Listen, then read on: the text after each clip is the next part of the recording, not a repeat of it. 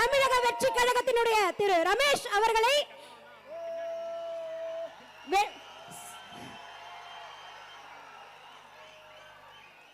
நேரமின்மை காரணமாக 3 நிமிடங்கள் சிறப்புரை வழங்கும்படி பணிவன்போடு கேட்டுக்கொள்கின்றோம். அன்னை தமிழருக்கு முதல் வணக்கம். என் ஆருயிரான தலைவர் மாண்புமிகு தமிழ்நாடு முதலமைச்சர் தளபதி அவர்களுக்கு உயிர் வணக்கம். எங்களை எல்லாம் வழிநடத்தி கொண்டிருக்கக்கூடிய மாண்புமிகு அமைச்சரும் தமிழக வெற்றி கழகத்தின் பொதுச் செயலாளருமான அண்ணன் என் ஆனந்த் அவர்களுக்கு நன்றி கலந்த வணக்கத்தோடு 3 நிமிஷம் சொன்னதுனால மேடையில் வீட்டிருக்கக்கூடிய மாவட்ட செயலாளர்கள் அவர்களுக்கும் சட்டமன்ற உறுப்பினர்கள் அனைவருக்கும்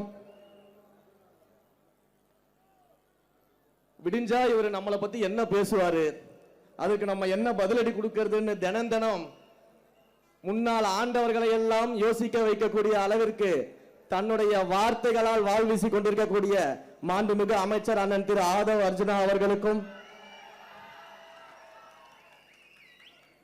அரசியல் அனுபவம்னா என்னன்னு, வருங்கால தமிழகம் யார் கையில போக போகுதுன்னு முன்பே தொலைநோக்கு பார்வையோட தீர்மானித்து நம்மோடு இணைந்து நம்மை வழிநடத்தி கொண்டிருக்கக்கூடிய மாண்புமிகு அமைச்சர் அண்ணன் திரு செங்கோட்டையன் அவர்களுக்கும்,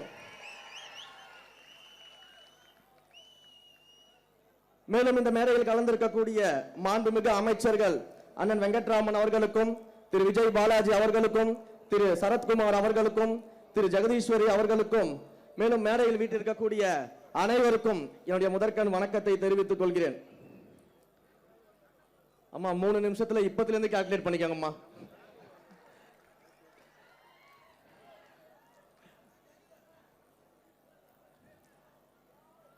தமிழ்நாட்டிற்கு கடந்த 50 வருஷமா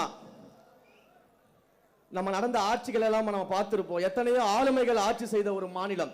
ஆனா கடந்த சில 5 ஆண்டுகளாக உண்மையிலே நம்மை ஆள்வதற்கு ஒரு ஆளுமை வரமாட்டாரா, மக்களை நேசிக்கக்கூடிய ஒரு தலைவர் வரமாட்டாரா, மக்களுக்காக அவர் மக்களோடு நிற்க மாட்டாரா என்று எண்ணிக்கொண்டிருந்த காலத்தில் யுகத்திற்கே உருவாகக்கூடிய ஒரு தலைவராக நம்முடைய தலைவர் தளபதி அவர்கள் தமிழ்நாட்டிற்கு வந்திருக்கிறார்.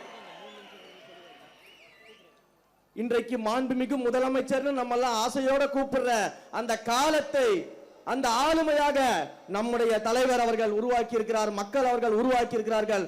இது வரலாற்று சாதனை. இந்த சாதனை அவ்வளவு சாதாரணமாக செஞ்சிட முடியாது. ஒவ்வொரு வீட்டிலும் வந்ததுக்கு பிறகுதான் கட்சியே ஆரம்பிச்ச என் தலைவர் சொன்னாரு, அந்த வார்த்தையில் இருக்கக்கூடிய சத்தியம் அதுதான் இதை உருவாக்குச்சு. ரேஷன் கார்டுல மட்டும்தான் நம்முடைய முதலமைச்சர் பேர் இல்ல, ஆனா ஒவ்வொரு வீட்டிலும் அண்ணனா தம்பியா வீட்டுல ஒருவரா நம்முடைய முதலமைச்சர் அவர்கள் வாழ்ந்துகிட்டு இருக்கிறார். அவர் சொன்ன ஒவ்வொரு வார்த்தையும், அவர் பேசிய ஒவ்வொரு வார்த்தையும் ஒரு தடவை திரும்பி பார்த்தீங்கன்னா தெரியும், அது ஒவ்வொன்றும் சத்திய வாக்காக என்று தமிழ்நாட்டில் பலித்திருக்கிறது. நிறைய சொல்றாங்களே இன்னைக்கு விமர்சனங்கள், தொட்டதுக்கெல்லாம் விமர்சனம் பண்ணிட்டு இருக்கிறாங்க. இப்பதான் ஆட்சி அமைச்சிருக்கோம், நிர்வாகத்தை செட் செஞ்சுக்கிட்டு இருக்கிறோம். அதிகாரிகள் எல்லாத்தையும் கடந்த ஆட்சியில் இருந்தக்கூடிய அதிகாரிகள் நம்முடைய ஆட்சிக்கு ஏற்ற மாதிரி நம்முடைய நோக்கம் என்ன, ஊழலற்ற ஆட்சியை எப்படி உருவாக்குவது, திறமையான நிர்வாகத்தை எப்படி கொண்டு வருவதுன்னு அனைத்தையும் இப்பதான் நம்ம கொஞ்சம் கொஞ்சமா பண்ணிக்கிட்டு இருக்கிறோம். அதுக்குள்ள இதற்கு முன்னால் ஆண்ட கட்சியான திமுகவிற்கு என்னதான் நடந்துச்சுன்னு தெரியல. தினம் புலம்பிக்கிட்டு இருக்கிறாங்க, தினம் அழுதுகிட்டு இருக்கிறாங்க, மேடை ஏறினாலே அழுதுகிட்டு இருக்கிறாங்க. இதுல வேற இப்ப எதிர்கட்சி தலைவராக இருக்கக்கூடிய, சட்டமன்ற எதிர்கட்சி தலைவராக இருக்கக்கூடிய ஒரு மேடையில பேசுறாங்க. என்ன பேசுறாங்க, நீங்க என்ன பண்ணிட்டீங்க, 2 வருஷம் தான் நீங்க கட்சி ஆரம்பிச்சு ஆகுது, வெறும் கவர்ச்சியை வைத்துக் கொண்டு நீங்க முதலமைச்சர் ஆயிட்டீங்க, நீங்க ஆட்சியை பிடிச்சிட்டீங்க, 2 வருஷம் தான் ஆகுது, 2 வருஷம் தான் ஆகுது, என்ன செஞ்சுட்டு நீங்க வந்தீங்க, என்ன சேவை செஞ்சீங்க, என்ன போராட்டம் பண்ணீங்க? சரி, திரும்பவும் கேட்கிறேன், அண்ணன் என்ன சுதந்திர போராட்ட தியாகியா?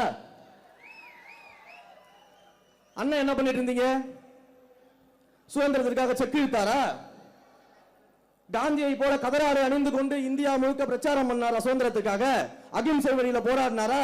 இல்ல மாபெரும் படையை திரட்டி நேதாஜி சுபாஷ் சந்திர போல போரிட்டாரா? எங்கள் தலைவராவது திரைத்துறையில் நடிகராக இருக்கும் பொழுது அந்த இந்தியாவிலேயே திரைத்துறையில் உச்சபட்ச நடிகராக உயர்ந்து விட்டு அரசியலுக்கு வந்தாரு. அண்ணன் அப்படி என்ன சாதனை பண்ணிட்டு வந்துட்டீங்க? எப்படி நீங்க வந்து துணை முதலமைச்சரா இருந்தீங்க இதுக்கு முன்னாடி? அப்ப யாரை பார்த்து கேள்வி கேட்கறதீங்க?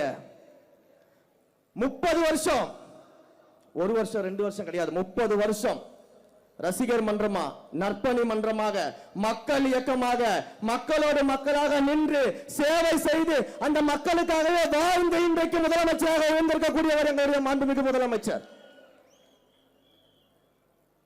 உடனே பெரியாரை பத்தி தெரியுமா உங்களுக்கு? நீங்களாம் பெரியாரிஸ்டா?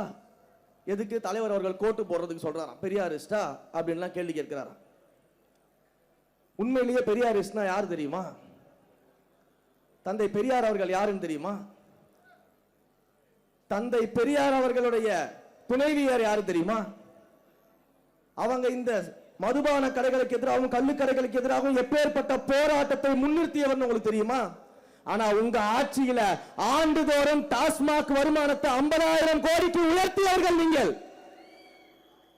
எங்களுடைய அண்ணன் மாண்புமிகு முதலமைச்சர் தமிழ்நாட்டு முதலமைச்சராக பொறுப்பேற்ற உடனேயே 700க்கும் மேற்பட்ட டாஸ்மாக் கடைகளை மூடி தாய்மார்களின் காவலனாக நின்று கொண்டிருக்கிறார். அப்ப யாரு வந்து இன்றைக்கு தத்துவம் பேசுறது, யார் இன்றைக்கு கொள்கை பேசுறது, பெரியாரை பத்தி பேசுறது? சரி, உண்மையிலேயே நாங்க எல்லாம் சவால் விடுறோம். இந்த மேடையில இருந்து எங்களுடைய மாண்புமிகு முன்னோடியான அமைச்சர்கள் அத்தனை பேர் இருக்கிறாங்க. அவங்க கிட்ட இருந்து கத்துக்கிட்டு இருந்த ஜூனியர் அமைச்சர்கள் நாங்கள் இருக்கிறோம். யாராவது ஒருத்தர் கிட்ட நீங்க தைரியம் இருந்தா கொள்கை பேசி ஜெயித்து விட முடியும்னா நாங்க பாத்துக்கலாம். தந்தை பெரியாரை பற்றி பேசுறதுக்கு நாங்கள் தயார். அண்ணல் அம்பேத்கரை பற்றி பேசுவதற்கு நாங்கள் தயார். ஐயா காமராஜரை பற்றி பேசுவதற்கு நாங்கள் தயார். வீரமங்கை வேலுநாச்சியாரை பற்றி பேசுவதற்கு நாங்கள் தயார். அஞ்சலை அம்மாவை பற்றி பேசுவதற்கு நாங்கள் தயார். கொள்கை பேசுவதற்கு நாங்கள் தயார். நீங்க தயாரா? சும்மா வந்து எதையாவது மேடை கிடைச்சிச்சு மைக்கு கிடைச்சின்னு பேசிக்கிட்டே இருக்க கூடாது. வாங்க கருத்தியல் ரீதியா மோதி பார்த்துருவோம், கொள்கை ரீதியா மோதி பார்த்துருவோம். எல்லாத்திற்கும் நாங்க தயாரா தான் வந்திருக்கிறோம். எல்லாத்திற்கும் நாங்க தயாரா தான் வந்திருக்கோம். இப்படிப்பட்ட பேச்சுகளை விட்டுட்டு இப்பதான் நிர்வாகத்தை சீரமைச்சிட்டு இருக்கோம் தெரியும் பொழுது நாங்க கேள்வி கேட்போம், நாங்க கேள்வி கேட்போம், கேள்வி கேட்டுக்கிட்டே இருங்க. நீங்க கேள்வி கேட்க கேட்கதான் உங்கள் சாயம் வெளுத்து இன்னும் மேலும் மேலும் மேலும் எங்கள் முதல்வருக்கு மக்களுடைய ஆதரவு பெருகி கொண்டிருக்கிறது. உண்மையிலேயே எனக்கு முன்னாடி அக்கா பேசிட்டு இருக்கும்போது ஒரு நிமிஷம் அப்படியே நான் யோசிச்சேன். அக்கா 50 கோடி 100 கோடி 20 கோடி எல்லாம் பேசினப்போ அப்படியே ஒரு செகண்ட் மேல பார்த்தேன். எங்களை மாதிரி தெரு கோடியில இருந்தவர்களையும் இன்றைக்கு சட்டமன்ற உறுப்பினராக்கி அமைச்சராக்கி தலைவராக எங்கள் முதல்வர் இருக்கிறதுனாலதான் இன்றைக்கு மாற்றுக் கட்சி நண்பர்கள் எல்லாம் இங்க வந்து சேர்ந்திருக்கிறாங்க. ஒண்ணு சாதாரணமாலாம் வந்து இங்க நிக்கல. அவ்வளவு உழைப்பு இருக்குது, அவ்வளவு உழைப்பு இருக்குது.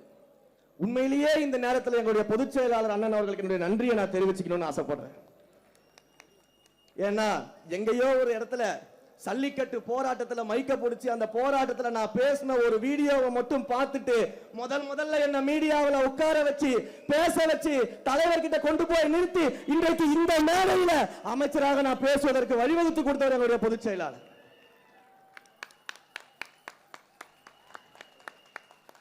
எந்த கட்சியில எனக்கு முன்னாடி பேசும்போது அண்ணன் ராவுத்தர் இப்ராஹிம் சொன்னார்ல, பொதுச் செயலாளரை ட்ரோல் பண்றாங்க, விமர்சனம் பண்றாங்க. அண்ணா, ட்ரோல் விமர்சனம் மட்டும் தான் பண்ண முடியும். அவரை மாதிரி இப்படி இருக்கக்கூடிய கடல் கோரி தொண்டர்களை மேடையாற்ற எந்த கட்சியில் இருக்கக்கூடிய பொதுச் செயலாளரும் முடியாது. அப்ப அப்படிப்பட்ட உழைப்பாளிகளை கொண்டது நம்முடைய கழகம்.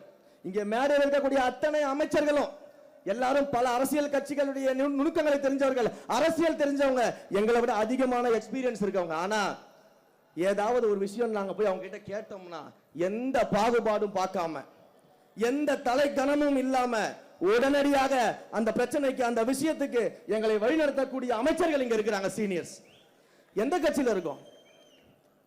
மற்ற கட்சியில எல்லாம் வந்து பக்கத்துல உட்கார கூட விட மாட்டாங்க. எங்களை பாருங்க எப்படி சரிசமமா உட்கார வச்சு எங்களுடைய மூத்த தலைவர்கள் எப்படி அழகு பார்க்கறாங்கன்னு சொல்லிட்டு.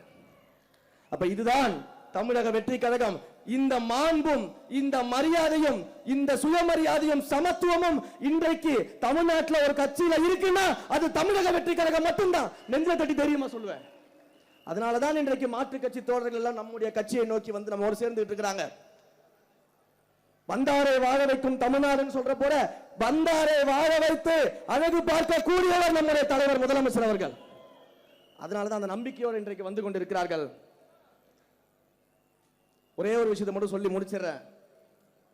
நான் கடந்த மேடையில் தலைவர் முன்னாடி சொன்னேன், எதிர்க்கட்சியே இல்லாத சட்டமன்றத்தை உருவாக்கும் வருங்காலத்துலன்னு. உடனே பாதி பேருக்கு கோபம் வந்துருச்சு. அது எப்படி சொல்ல முடியும்? அது ஜனநாயகமா அப்படின்னு. 234 தொகுதியும் நாங்க தான் ஜெயிப்போம்னு சொல்லும்போது அதுக்கு என்ன அர்த்தம்?